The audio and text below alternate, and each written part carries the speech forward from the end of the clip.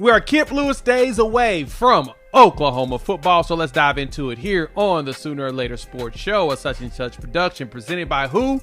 That's Coop. I'm Jay. Thanks for pulling up here on the YouTube channel and listening wherever podcasts are downloaded and listened to while you're here. Please wipe your feet, like, subscribe, rate, review, give us 5 stars. Don't think we deserve it? Go ahead and give us 5 anyway and gift it. So, on today's episode of the Sooner or Later Sports Show, we've got some fun things to dive into, like which freshmen to keep your eyes on. We've got a couple of guys we think are going to break out. We're also going to do some rooms to watch. We're going to walk through some on offense as well as on defense. And then we'll probably wrap things up just, rambling like we always do, but having a good time. So, Coop, happy Wednesday, my guy. How are you feeling today? Man, feeling pretty good. Like you said, 10 days away. It feels like it's still 111 billion days away, but we're getting closer. I already got the notification popped up for Kansas State, Iowa State for Saturday, and so just put it right in. It's the preseason NFL drama. It doesn't satiate the palate. Like an actual game, because you know what, I really don't care if Daniel Jones is starting over Anthony Richardson. I just want to see some football, some college football. Yeah, if there's one thing I don't care about is that whole Daniel Jones situation in the NFL. Like I really I'm just keeping that a buck. I really do not care. And it's no shade to him. In theory, no. I just don't care. It's not one of those that I really want to hear about. But we got a lot of things to dive into, man. This is pre-recorded just for y'all, so that's why you don't see the live chat on the screen. We're probably going to do more pre-recorded weekday shows for you all, especially as the season comes along. It'll make it a lot easier because I know schedules in the evening. It's fall. Coop's got young kids and he's got all kinds of activities populating, and I travel quite often. But the good thing is it seems like I get lucky where I'll get moments early in the morning where we can go ahead and knock something out. We may even knock stuff out before we get to work, but we'll have some stuff to talk about throughout all of this. But first and foremost, Coop, one of the big things that, of course, is populating here in the internet sphere is the freshmen to really keep our eyes on. We've kind of talked about this slightly ourselves, and I want to dive into who do you feel like are true freshmen that Oklahoma has that we think are going to jump out? Because we've been hearing the reports. There's names that have been talked about. There are people that people care about. But the question really is, who do we think is going to be ones to jump out? I'm going to let you lead the way. Yeah, Jay, I think that it all starts with where does someone need to jump out? It's going to be a little bit of a tougher task for a freshman to hop in on the defensive line this year, just because you've got such a solid grouping. Doesn't mean that who we have there isn't going to be a dude and isn't going to get some run. But I would probably start with one of the most exciting, and I just can't get the dunk out of my head, but that's the freshman wide receiver, Shakota Elijah Thomas. We know the well-documented wide receiver issues last year, but this is a guy who, a lot of people say if he would have been playing even up in Tulsa, or if he would have been playing in Dallas, he's probably a 5-star wide receiver and a little bit more ballyhooed. But with his body at the 6'1"-ish, approaching 200 pounds, the guy just moves, in a way that most guys don't that young. He's got a great football IQ. He can high point the ball. He knows how to break coverages. And so for a room for the wide receivers that, we're looking this year, kind of how we were going into the, 23 season, who's going to be that wide receiver? Who's going to be that guy that steps up? And I do think that we've got some elder statesmen in that room that's going to allow him to statesman be able to not have a ton of pressure on him, But he's a guy who, when you give him an opportunity, and the coaches are going to look for it, Emma Jones is going to look for it, Ben Arbuckle's going to look for it. But when you give Elijah Thomas an opportunity, dude's going to shine when it's his turn and when it is his turn. So, really, really excited about Elijah Thomas. Yeah, I'm with you there, and that's the name we're hearing a lot of. Actually, Emmett Jones talked about him the other day, maybe a day ago. He was talking to the media and was saying, he I guess trained with Malik Neighbors, and he thinks that he could be the next one. And Neighbors was freaking electric over there at LSU, and he did very well in the NFL. So I could totally see that comparison, and I mean, I think it was, Emmett Jones even mentioned about Keontez Lewis as potential CeeDee Lamb capabilities. Me and John kind of talked about that as well not too long ago. And I like to put people on pause when it comes to that comparison. And, hey, you know, you might got a little too much dip on your chip when you say that, because you can just show the Texas highlights of CeeDee Lamb and be like, that's it. And from there, you're going to be like, oh, no, that dude was elite. You can show 2 games. Actually, it was that one game. I think he did it all in one game, didn't he? Where he missed all those tackles for the first touchdown, and then on the other side of the field did the same thing. So, that's talent. And he was doing this stuff as a freshman too. So, I think there's a little too much dip there on said chip. But I do agree. Elijah Thomas is the one that I think they're gonna find a way to get on the field. He's one that they're gonna have almost no choice. One that we have not heard anything on, but I think because of the circumstances surrounding the room that I'm still beating the drum on, Trinae Washington. He came in at like 230 something, and he's jumped up to over 240. I think it's like 248, almost 250. Superman's up.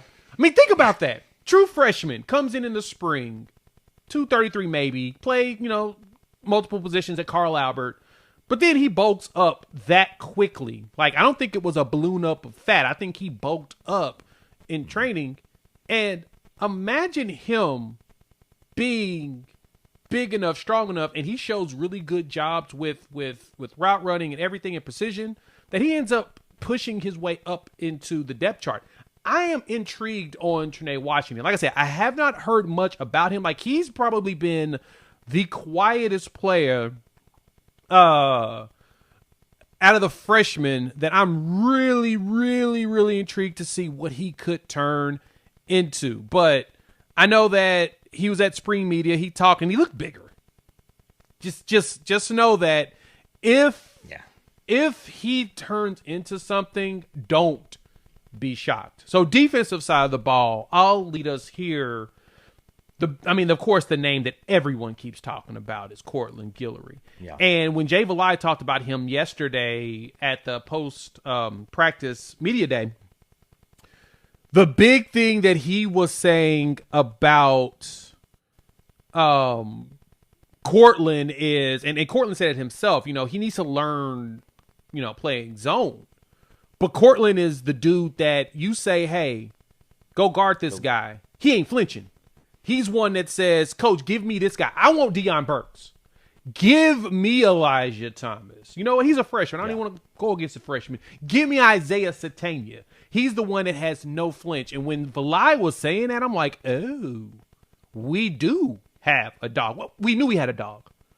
But Coop, if Cortland Guillory walks out there and starts snatching chains, man, we may be in. Other teams may be in trouble. We may have actually fixed the glitch that we had in the secondary. Yeah. And I will say this, because last year, a lot of the guys opposite Eli, you put Eli out there and Eli did his job and he did it well. Gentry spent the year injured. And so you had to turn into guys like Kenai Walker and Des Malone and Woody Washington. And the big gap here is a lot of those guys had the football IQ, but the speed just wasn't there. Right. A lot of them had the bigger bodies, but again, the speed wasn't there. So when you're running in crossers, or if you're having to cover a decent amount of space in a zone coverage, you're running a 4-7, and wide receiver A over here is running a 4-4. the longer you got to cover him, the bigger that gap is going to make a difference. And so Guillory is a guy who, like you said, you could go up to him and say, hey, listen, Cam Coleman, this is a guy. You need to go out there and you need to cover him. And if you go back into the, some of the best corners, in the league, in the NFL, these guys go one play at a time, and at that play, they know that they are the best player on that play. And you see that from Cortland Guillory. You see him being able to not only take it from a mental aspect, but his body composition, he's not a super, super slight guy. Now, he's not the tallest dude in the world, but at the same time, there is a big, he was a big recruit. We were going up against the likes of A&M for him. And, when he chose OU, I mentioned it on our live that PG was, ecstatic about this. And the more and more he starts coming in, you start hearing more about him. The happy news, Jay, is he's got some guys in front of him also that are also balling out in camp. Devon Jordan. You've got Eli, you've got Gentry, you've got Dolby, you still have Newcomb and Jacoby. But you're going to have to, when you get the snaps that you're going to get, you're going to have to shine in said snaps, because that's where Jay Valai is going to put you in and trust you in some of these bigger experiences. Exactly. Because it's not like being in the running back chart, and you hit the hole wrong and gain 3 yards instead of 7. If you don't have the right coverage on, as a defensive back, you might be giving up 6. And so you can't make those mistakes. And in a league to where, the in-conference points per game in the SEC on offensive points per game, every single team had a couple of hiccups where they scored 17 or less in conference, and you can't give up a 6-point deal, a touchdown, because of an oops. And you're going to have to very, very, very minimize those mistakes, because I think in conference offensive points per game, I think the top was right at 29 points. So, this is a conference where every single week you're going to have a battle, but I think Guillory is up to task. I think he is too. I agree with you on that one. Who else on defense, freshman-wise, do you think is a name that probably more under the radar that could be someone that causes that could be, could rumble up and be someone that could be a potential threat? I'm going to go to our neighboring state by a dude they call Man. Ooh. Omarion Robinson. And this one may make people go, oh, I'm not so sure. That safety room is stacked. The safety room is stacked. And, you've got Robert Spears-Jennings, you've got Peyton Bowen, you've got Reggie Powers, who has been the talk of the entire camp. You got Hardy out there too. But Man makes plays when he's out on the field. And if it's going to be at the end of, an Illinois State or at the end of Kent State, Temple, stuff like that, when he gets out there, he's going to produce and do amazing things. And that's going to make the coaches a little bit more willing to put him in earlier in a game in crucial situations. You saw it last year with, how they started rotating some of the bodies in.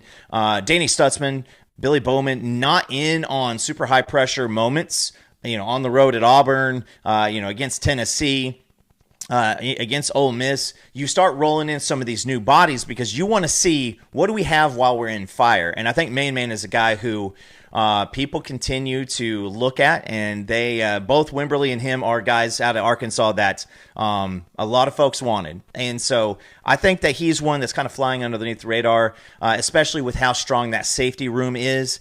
And man, Jay, circle back 10 years ago when we're like, oh, can we have a safety? Can we get one safety? And now we've got like 6 guys who you would be excited to see out on the field, including a Michael Boganowski.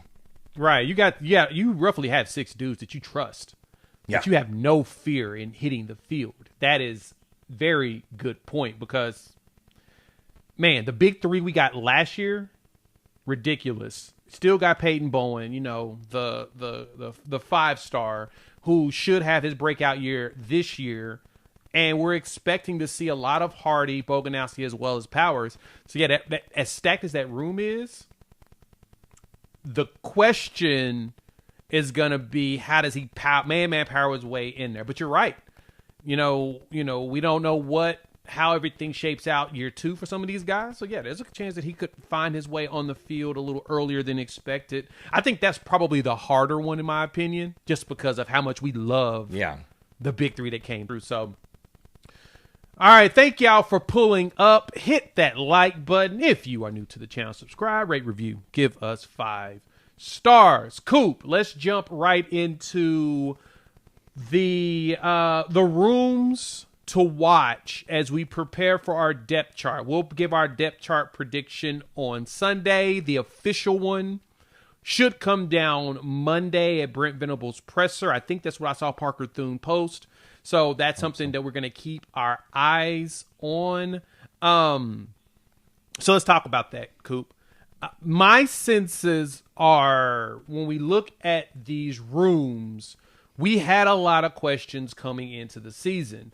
We had these similar questions last year going in. It was more questions than concerns, which eventually turned into concerns over questions. Because then we realized, we got some stuff we need to work on. Going into this year, I have a similar approach as last year. Knock on wood, the injury situation doesn't populate the same way it did last year. There's a good chance that we will just have questions, and those questions will actually get answered in a more favorable way in comparison to last year. So when you're looking at rooms, to start on offense, who's a room that makes you say, we need to watch this one with a microscope? Not because, issues even from last year, just that we really need to pay attention to this room to determine success going forward.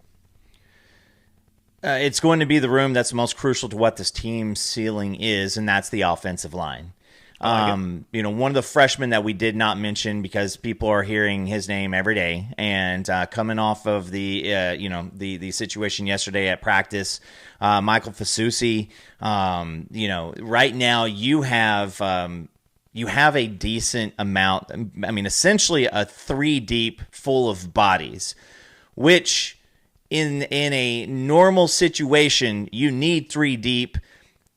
Because you don't want to, run into a spot to where you have one guy injured and then you have all the load on, the second team offensive tackle, and you're just praying to God that nothing else happens because you ain't got nothing else behind there. But I think that the offensive line, this is going to be what determines, like I said, the ceiling of this team. I will caveat this, Jay, is with the offensive coordinator in Ben Arbuckle and with John Mateer, you have a group who not only is going to be more capable than we were last year of, basically scheming plays away from trouble. Yeah. But, and then John Mateer played behind a very lackluster offensive line last year and still put up 44 touchdowns. So I will say this, though.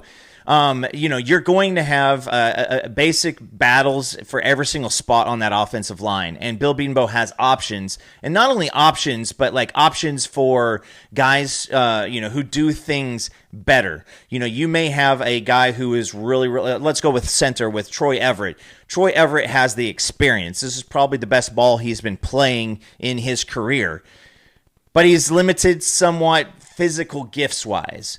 And so behind him, with Michaela, you're going to have a guy who is a very, very, very gifted athlete.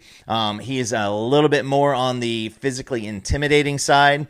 And so if it's a situation to where you need to bring one of these guys off the field for a coaching moment, you're not basically clenching tight and saying, God, let's just hold on for dear life because nothing good's going to happen until he gets back in. And I'll pass it to you because I got other ideas and thoughts, but I want to kind of hear your thoughts on those. Yeah, no, I like the point, what you pointed out on offensive line. It's we know Bill Bedenbaugh's good at his job. Yeah. Last year, his job was very difficult, and that was a challenge. And I always throw the caveat to everybody when I talk about this that watch the games where we performed our best, basically against teams in the state of Alabama. We looked really good on the offensive line, a lot better than you even anticipated. Yeah. On top of that, we looked really good to me in the Missouri game. we looked solid against LSU early. You saw some, busted things that hurt us, that led us to being down at the half, in which we were going up until that what was that, a punt return for a touchdown? Or was that the kick return? Kick return. I'm trying to remember. Huh? Was it the kick return? Was it a kick return? LSU? Yes. Last game of the season. Was it a kick return? I always forget which one it is. My brain hurts because of just the fact that we had the first half looking really, really good. I'm going to go run to the play-by-play real quick because I want to make sure. We tied the game, and then it was we kicked the ball off. No, it was a kick return. God, dog it. How do you do that? We scored touchdowns, you kick the ball off, and you return 100 yards for a touchdown. That hurts. That hurts you. Yeah. That takes away the fact that you went up, and you had it tied at the half. You had it tied, and then they scored a touchdown in the half, and they go up 24-17. So you were battling. You were making it a game. The fumble recovery for a touchdown was beautiful. We did a lot, but anyway, the offensive line looked solid, and then of course we got to the point where we just started falling apart, the interception, all of the stuff that just went down. But offensive line has to show us that it's got the chemistry that's required. And the good thing I have faith in it, mainly because I think that we do have 10 dudes that we feel comfortable playing with. I think we have 10 dudes that Bill Beatonbo's comfortable with being on the field. Now you got to figure out who the top 5 are. Yeah. Who the ones at each position that you want to go out there with. And we'll break down, we'll have our depth chart for everybody here on Sunday's live stream. And because we both have kind of an idea of what we think it's going to end up being. But the most intriguing room, huh? Lots of oars are becoming on that first depth chart. A ton of oars, dog. I think the Illinois State one's going to be all oars. Honestly, I think the Illinois State one as well as the Michigan one are going to be a ton of oars. More oars than a Viking ship. Honest, it might be oars up until Auburn. Yeah. Or let me add another oar to that. It could be oars up until Texas. Because if you think about it, you're going week after week. You're going from big game to a non-con that's considered a quote-unquote cupcake. So because you're jumping so much, it's kind of hard to determine who's going to be that. So for me, it's going to be a lot of oars going forward. But besides that component, I think the wide receiver room is definitely a room to watch. We talked about Elijah Thomas in the first segment, and I'm really interested to see who's going to take that number 1 spot. For me, it's definitely to me, I think Zion Kearney's got it. I mean, I know he's been out a little bit, but I feel like he'll be back nice and healthy, and he'll be one that's going to be the biggest problem for people when it comes to that room. I like what he brings to the table. So I'm thinking Kearney, and I'm thinking this is kind of what kind of jumps out to me. Coop, tell me what you think. I could see game 1 where that wide receiver room has Deion Burks and Isaiah Satania on the field at the same time, with one of them on the outside, most likely Burks. And you have a mixture of either Zion Kearney or Keontez Lewis, based upon health, starting off the game. Does that sound crazy? No, I mean, that sounds exciting. Well, I mean, of course, excitement there. But no, more so would it make sense to having both Satania and Burks on the field? Of course, both of them are dynamic. And for us, the initial conversation was, would it make more sense to have Satania in the slot with Burks, or both of them in the slot, or could it work with Burks on the outside with another big receiver and have Satania in the slot? Well, Jay, I'll go with this. A lot of people are starting to comp this to 2015, to Baker Mayfield's first season. Yeah. And Sterling Shepard led that season with 1,200 yards. D.D. Westbrook, 750. Deron Neal, 500. Joe Mixon, 356. And then we had a tight end at that time, too, named Mark Andrews. If you start... I think that what you're going to see is, we've had a CD Lamb, we've had a Sterling Shepard, we've had like a number one guy. And when we've had that number one guy, it's been around the 1,200 yards mark. But I think in your scenario, you got Ben Arbuckle, and Ben Arbuckle is going to craft, and you've heard it through some of the defensive interviews, that he has an ability to scheme guys open. Mm-hmm. And so I think that if you have Satania and Burks in at the same time, you open up options. We know that Ben Arbuckle, has been toying around with a lot of two-back sets. So if you have both of these guys on the outside, you can pull Burks back into the backfield and run a Jaden Ott Burks situation with, swings, the in and out routes, those angle routes. You still have Satania, who, again, I think Satania is the number one slot receiver for many teams in the SEC and across college football.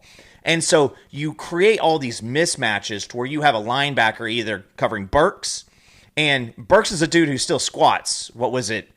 Close to 700 pounds. Mm-hmm. So you've got him out there. You've got Satania, who is a mismatch nightmare in the slot. You cannot split the coverage in the back end so rough to where you're going to leave the outside guys wide open. But I do think OU is going to have to prove it, Jay, is after seeing last year, there was no fear of them throwing the ball deep. There was no fear of anything past 25 yards. There was none of that. So they said, hey, here's the deal. We're going to come up and we're going to take the lunches from your wide receivers at the line of scrimmage, and we dare you to beat us with them. That's the fun part. But this year, and again, it's going to have to be a show-me state situation. Like, folks are going to say, like, let's see it. So that's why I think, though, on Illinois State, you want to show that early. You want to show that you can go deep, and you want to send somebody. But if you have the options where you have maybe a Burks in the backfield and a Satania, in the slot, one of those two guys could run a seam route, kind of like a tight end may run. You stay in, act like you're blocking, and then scooch out. You're also going to have a Jaden Ott who you can send out, who has, close to 80 catches in his career at this point, too. Yeah. So you're going to have options, and that's going to be some of the fun pieces. And the more that you deal in a Burks, an Ott, a Satania, potentially a tight end like a Huggins, well, then everybody's going to forget about the two kids on the outside. Or people are going to forget about, a Kearney or a Keontae Lewis, or when Giovanni is fully ready. You're going to forget about that, and you're going to create some one-on-one mismatches there. And I have heard, now starting multiple times, Jay, John Mateer throws a really, really great back shoulder ball. And so if you got a step, he's going to launch it.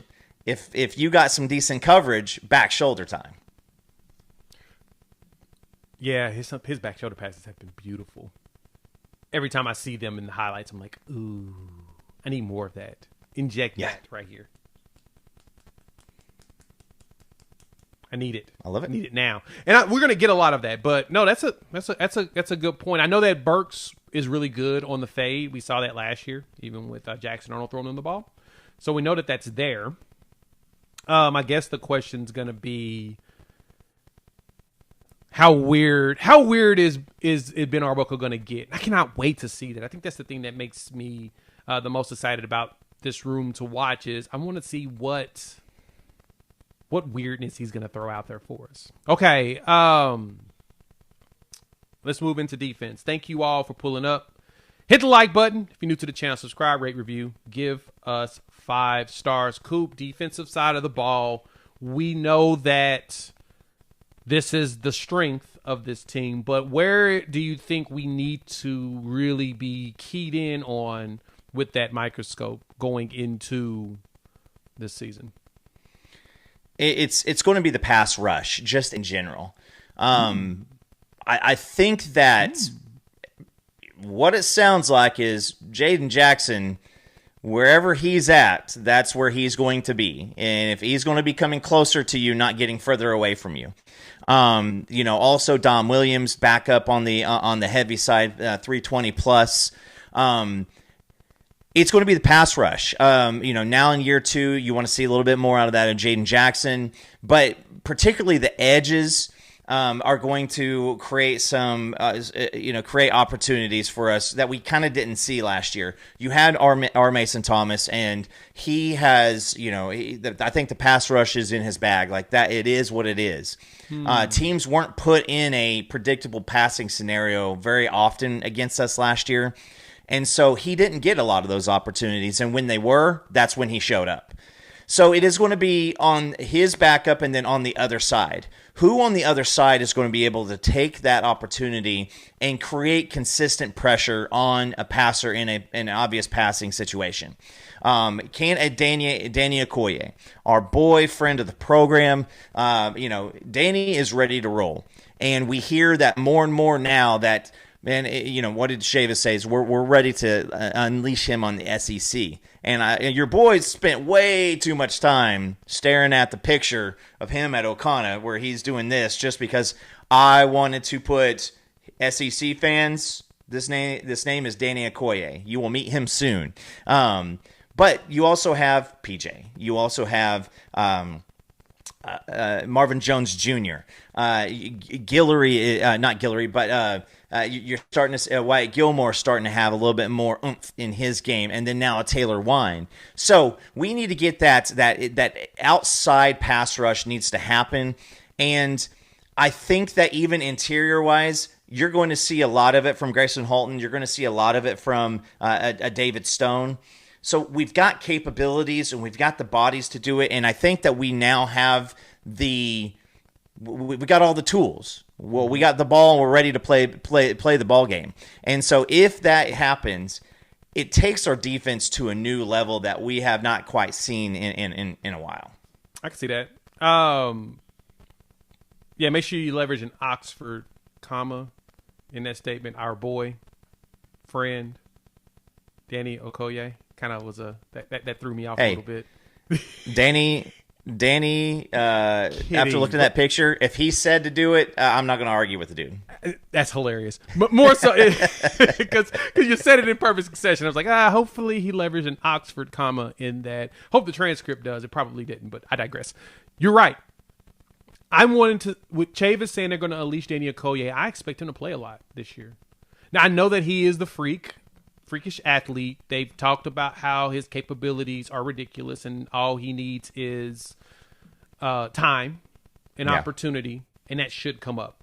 I'm hoping that does come up very, very soon. So we'll keep our eyes open on that. But I'm looking at the pass rush, Coop. When I pulled up the roster, you really do have possibly 5 dudes that you want to see on the field.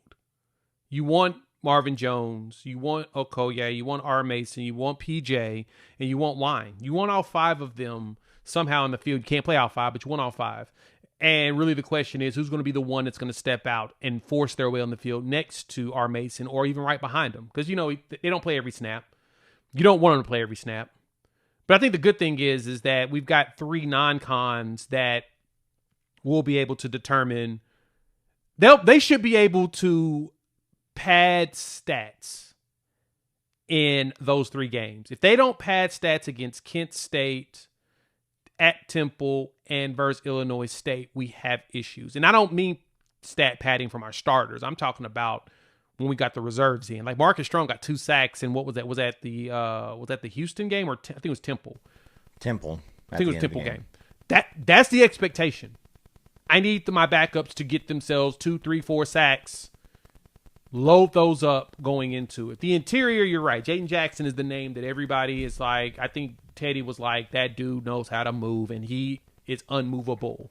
He's great on the interior, and he'll be fine. He's going to continue, and he's been back in practice. He's been back doing his thing. He's good. I'm ready to see Stone. This is, to me, Stone's chance. This is your time to shine. Not really that, is do or die type situation, but the expectation is he should be that dude that next to Jaden Jackson is that's just ridiculous. So I expect the defense to give us that. If you give me one, it's going back to the DBs. We talked about Cortland Guillory, who we're expecting as a true freshman to get some run, similar to Eli Bowen did. Eli Bowen's down. So that opens an opportunity for other players. And I think that that's where you're going to see a lot of opportunity open. It's going to be based on players being up or down. But Coop, I'm curious to the thought of this. Dobie on the outside with Gentry Williams to start. Then rotate in Guillory as you want him to go get that dude, see ball, get ball. What do you think about Dobie ending up on the outside next to Gentry, if Gentry's healthy, like we expect, like he sounds like going forward? I will say this. Gentry is healthy.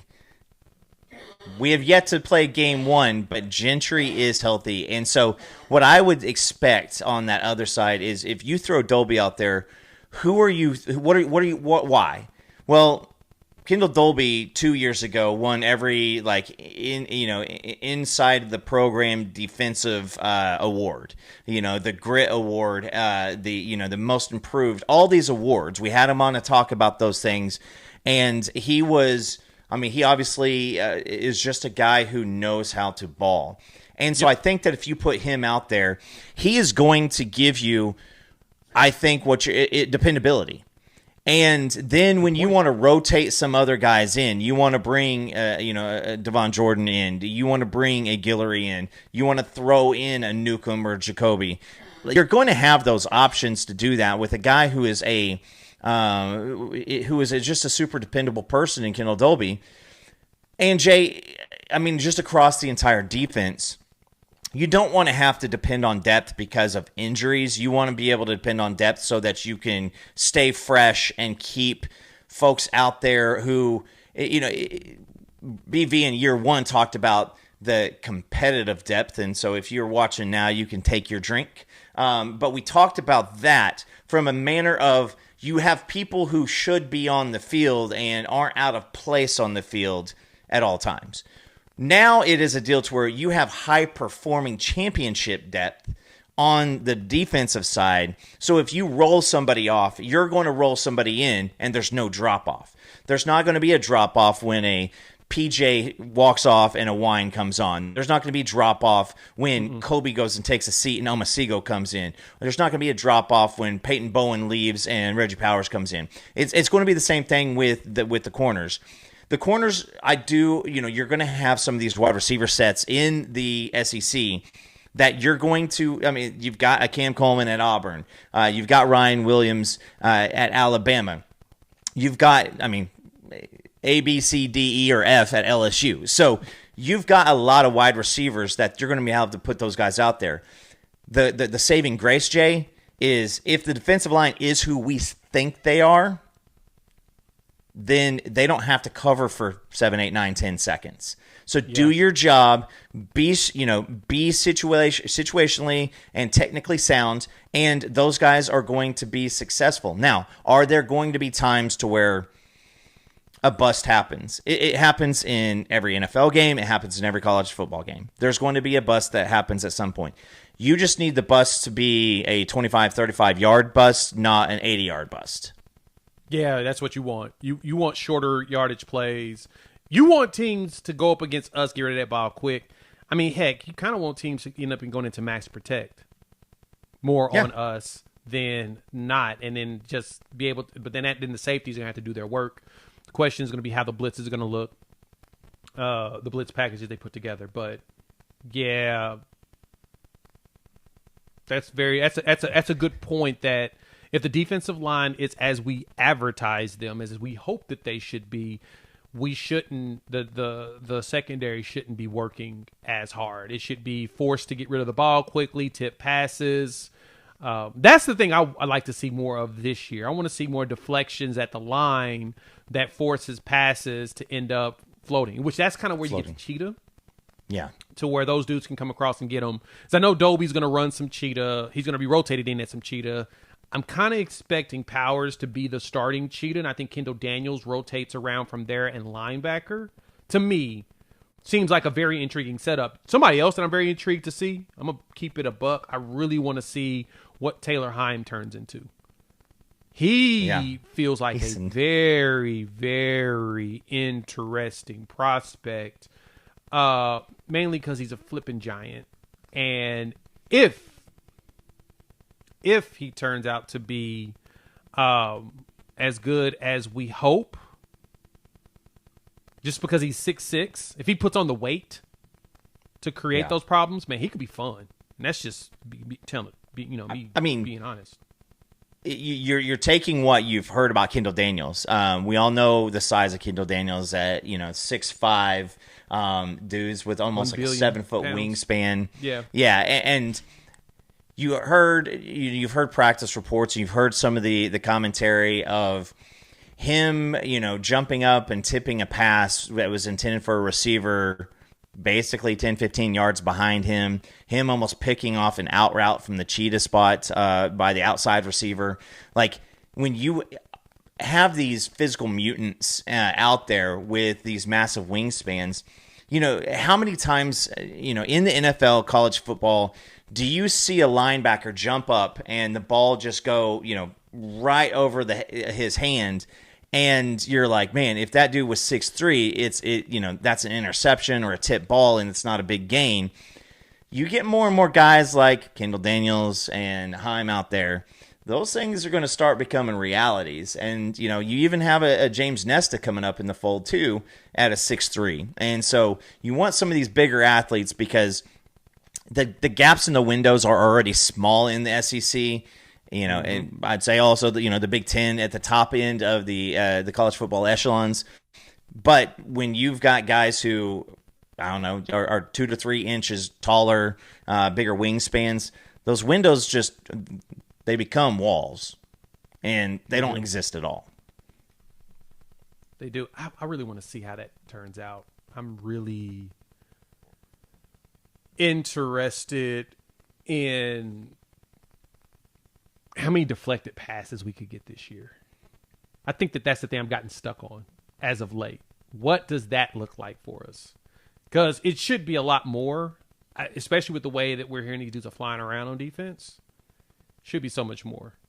But at the same time, what else? Thank you all for pulling up. Hit the like button. If you are new to the channel, subscribe, rate, review, give us 5. Coop. One thing that did get posted today was the Sooners that are all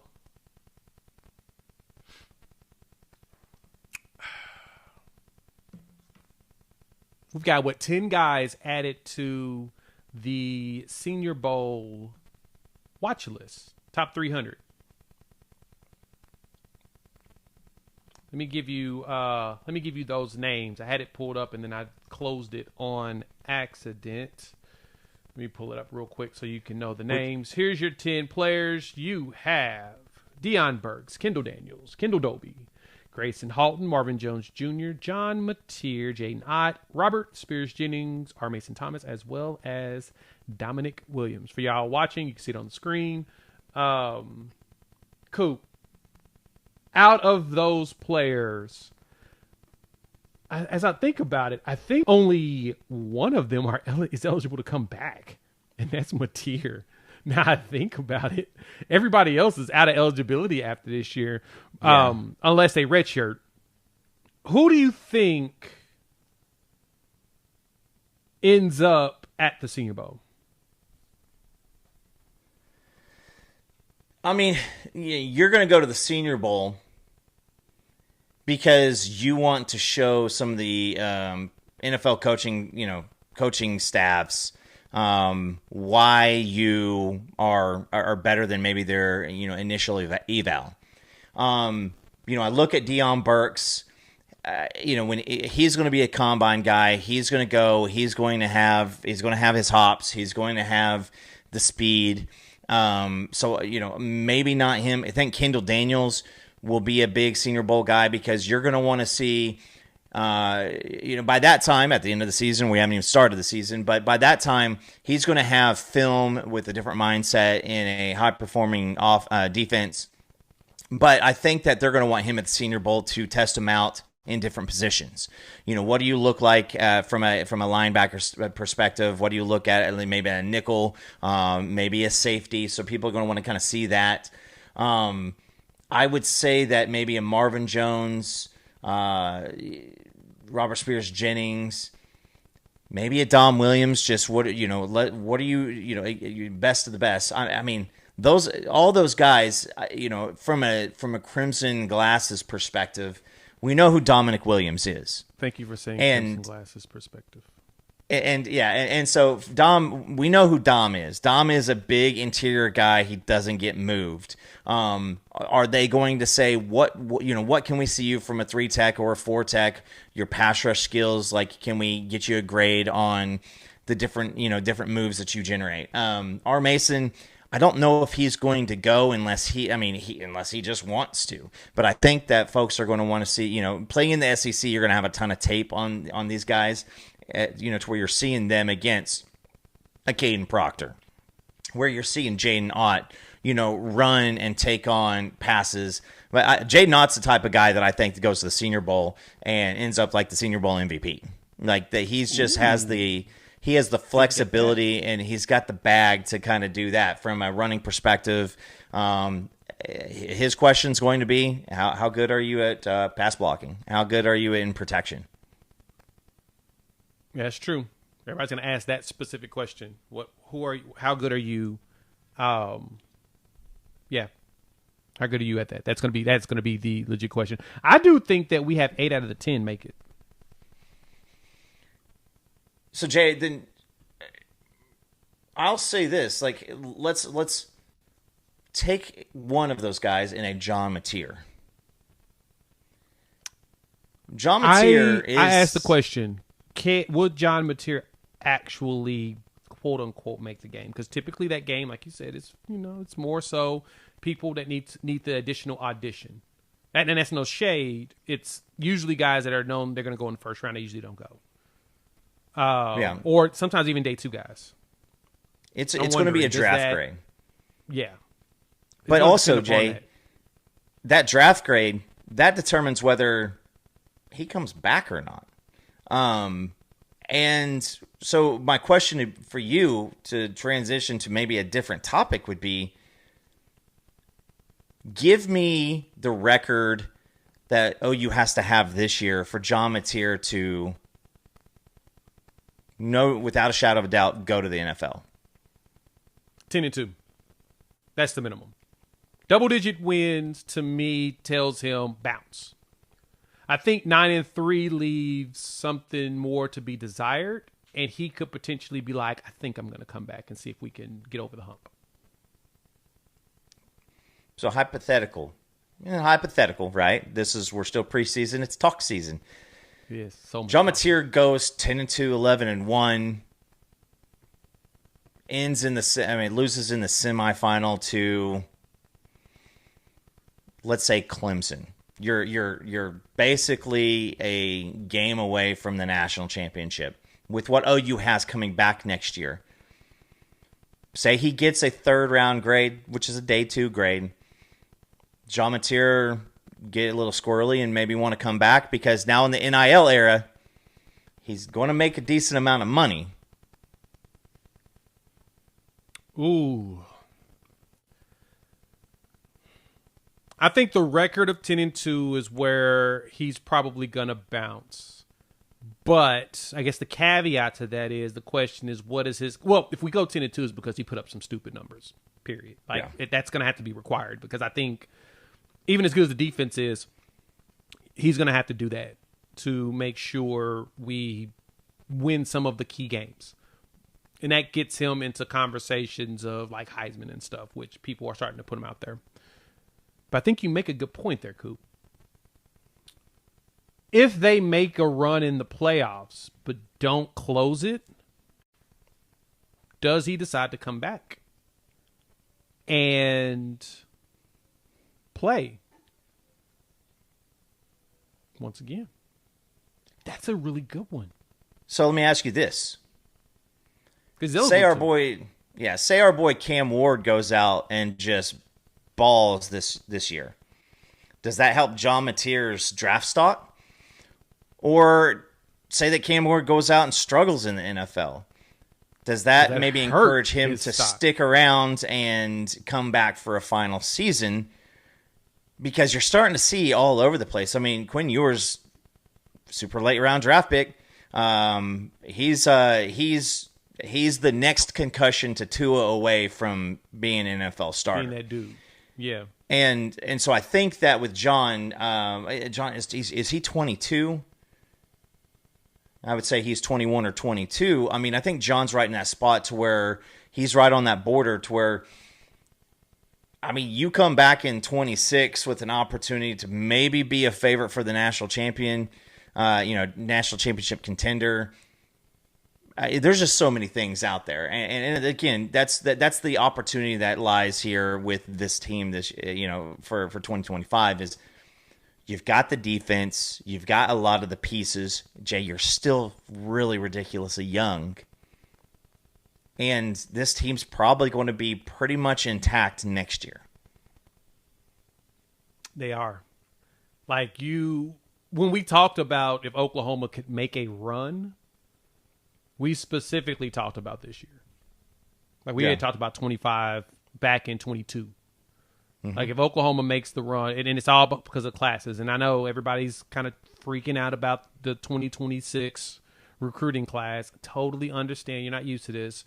But the classes before this, the ones that are playing right now, were top 10 classes going back, right? Yeah. You've got, those, which is, as a lot of you point out, that, we need to have these top classes in order to be able to play. I caution you to not take this year's class and say, oh, this year's class is not very good, so this season's going to be bad, which has zero correlation to each other because the players aren't on the team yet. But the three before, you go look at, what's this? Let me see. BV's first class was 22. That was the one he salvaged. Number 8 in the country. 23 class. When it loads up, and this is all from 247, number 6 class. And I think that ESPN had the number 4 on theirs. 2024 class, number 8. There's 3 straight top 10 classes. 25 did not finish top 10. It finished top 20. But that's when you also saw a lot of, more portal action. But point being, those 3 classes are playing now. Robert Spears Jennings, Gentry Williams. That's this class. This is why we were looking at, hey, 25 is most likely the season that Oklahoma plays its best ball. And I think we're here at this point where we can say that. So, yeah, I think for John Mateer to make a return, though, this is a very interesting. I've seen people talk about this. He mentioned, it's actually my boy John over at Locked On Sooners, my co-host there, talked about that and what would make him come back. Yeah, if he doesn't, if the Cam Ward angle is interesting, Coop, though. I can't get over that. That's a very good angle to look at. If he does not succeed, does that make people pump the brakes because they're coming from the same quote-unquote tree lineage? Or if he does really well, do people take advantage of that and say, oh, maybe John Mateer can? If John Mateer puts up Cam Ward-like numbers, he would have to be invited to New York first and foremost, to me. Yeah. To guarantee he's gone, it's got to be, and Cam Ward's trajectory matter that much, he would have to go to New York. That's the biggest question. Now, some people have put their money on it. I commend them. So, yeah. That got to. New York is on there. So, we just got to see that if he can get there. But I do think that's a way to get him to go. That there's a way that there is a path for him to return if he wants to.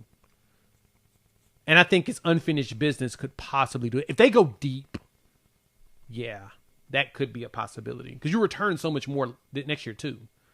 Like if there's a year that I'm concerned about, Oklahoma's 27. And that's me having to see how certain players pan out. Like you'll have some really good juniors, but you'll probably be still really young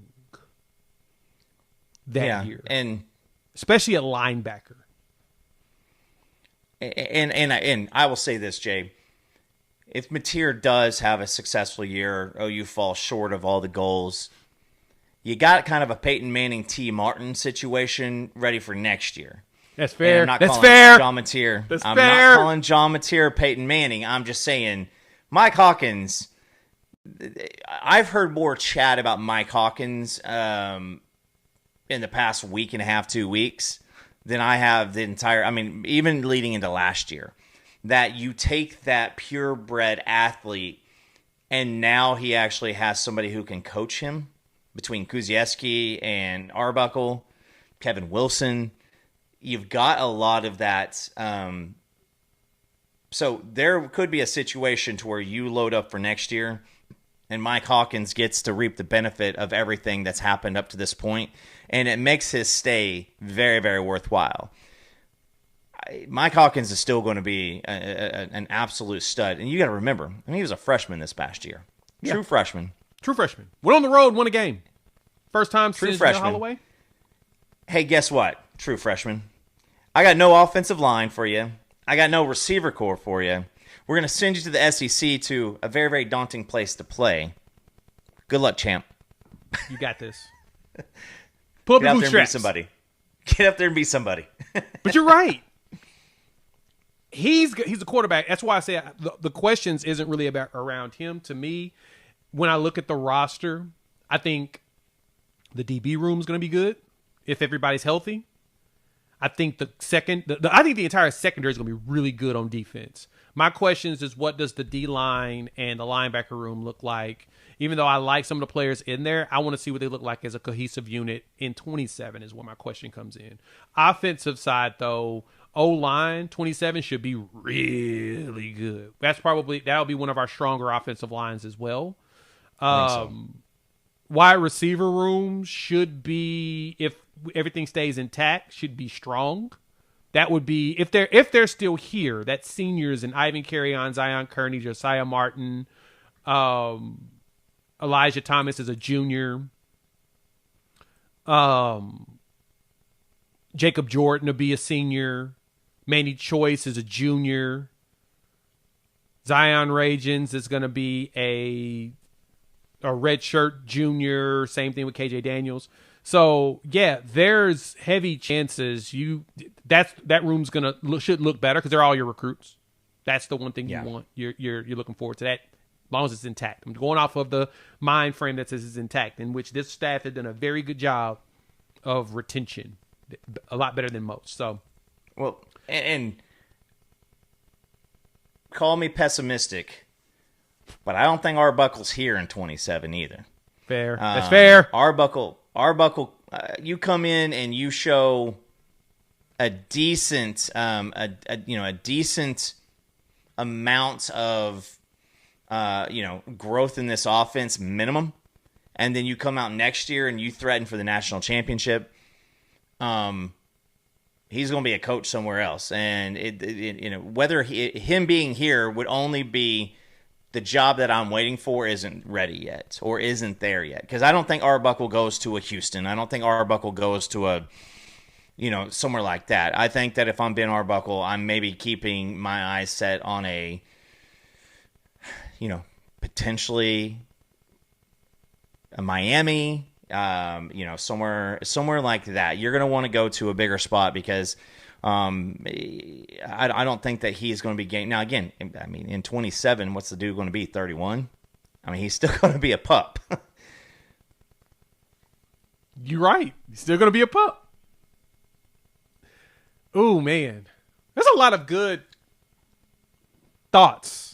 Thought exercises here that we could truly go through. So, all right, we'll wrap it up. Thank y'all all for pulling up. Please hit the like button. If you are new to the channel, subscribe, rate, review. Give us 5. Me and Coop will be back Sunday, of course, live. And yeah, we'll chop it up with each and every single one of you soon. Thanks for pulling up. We're out.